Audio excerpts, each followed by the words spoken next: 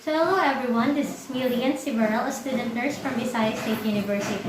And for this topic, we are going to assess the oral medication for our patient. So first is assessment is we need to determine the allergies of the medication that we give to our patient. Next is we need to determine or to assess the client's ability to swallow some medication. And the next is the presence of if there is a vomiting after we gave it to the patient's medication in the oral. And the next is we are gonna determine the specific drug medication for our patient, if there's any side effects or are there any interactions or are there any some knowledgeable about this medication. And the next is we are going to determine the assessment of some data after the influencing administration for our patient. So now, we are now going to implement those topics and how do we assess on the oral medication. So, now we are going to assess now the oral medication for our patient. So before we that, we need to determine the equipment first. So we have here some laptop that is, the MAR is here, which is a computed printout. And then especially the important thing for the oral medication is the tablet or caplet or any capsule that we will going to give to our patient.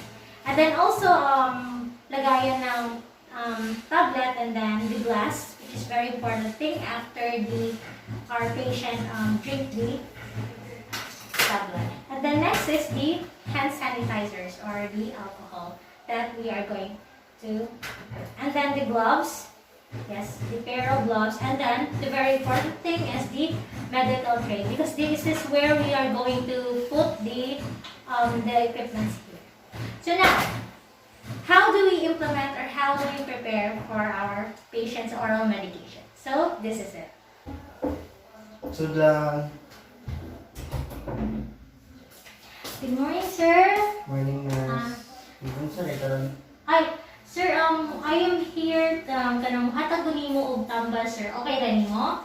Okay. Kay kuan man nimo mo na ni siya ang part nga mag-oral medication na ta. Imo naman schedule karon. Okay ra, sir? Oh. Balik na ang.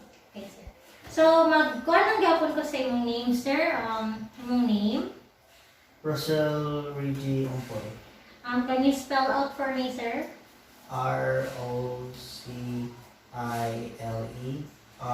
Regieompoy. Okay, Rocile, Rejie, Ompoy. So here it is, the medical administration rule for, I can see here and can check your drug name, and then the dosage, and then the frequency kung pila ang ako'y hatagin mo nga. And then I can see the expiration date.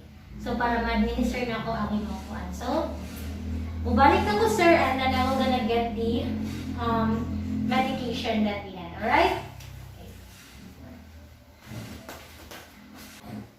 So, sir, here it is. So, I have here the equipment. So, again, we are going to have the oral medication. Can you please, lingkod lang ta, sir? So I have here some equipment, some very important thing, a baso, which is your tablet also. And then we are going to check the expiration date. Okay, pa rin siya. And then hand sanitizers. Very important thing is the gloves na. Kailangan na itong gamitin.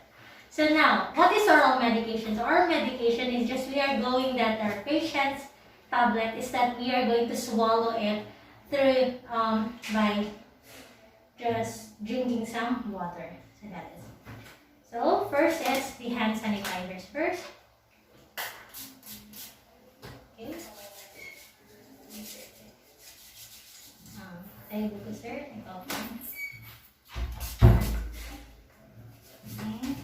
And then next is some gloves.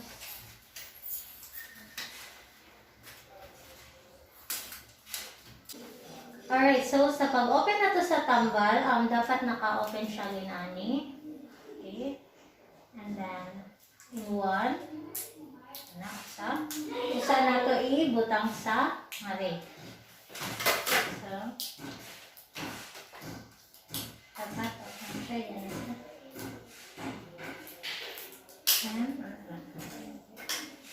So, ang ato lang is that we are going to ask to our patient if na ba siya allergy sa mga inani. Sir, na ba kayong allergy sa mga inani, sir? Wala. Okay, wala. So, kasi mong na-prepare, sir, ako yung muhatag yung kuan or ikaw ang mukuha? Ako na. Okay. Swallow lang to, sir. Sige. Tomorrow na? And then, swallow. Alright. So, that's it.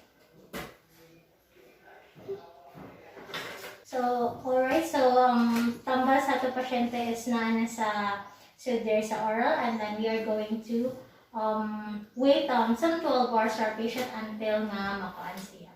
So, we are done in the oral medication, and then we are now going to proceed that we are